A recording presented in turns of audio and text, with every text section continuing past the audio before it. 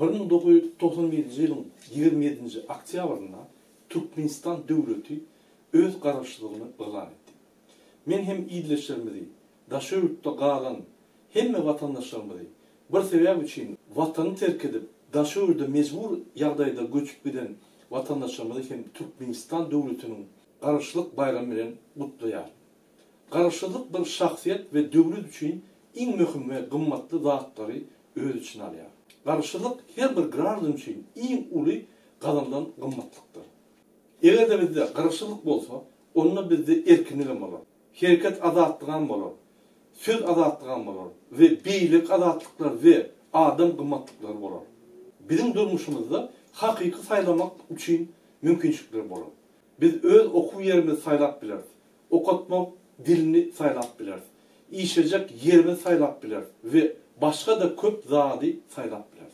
Bizim durmuşumuzda köp hadiseler oluyor. Kavak kararşılığımız var mı ya da yok mu ünsömürem yok. Ama doğrusu vaktim yok.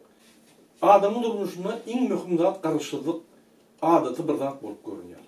Ama tecrübe başlasak erkinlik ve kararşılık adamın durmuşunun en mühim kımmatlığıdır. Köp asırların devamında atabalarımız kararşılık ve adatlığı arzu ediyorlar. Kararşılık ve adatlık için düşmanlar bilen bir neçe dövüşçülerde kahramanlarının köpsü öz canlarını verdiler. Türkmenistan'ın kararşılığı bu bir dünyada yaşayan Türk milletinin kararşılığıdır.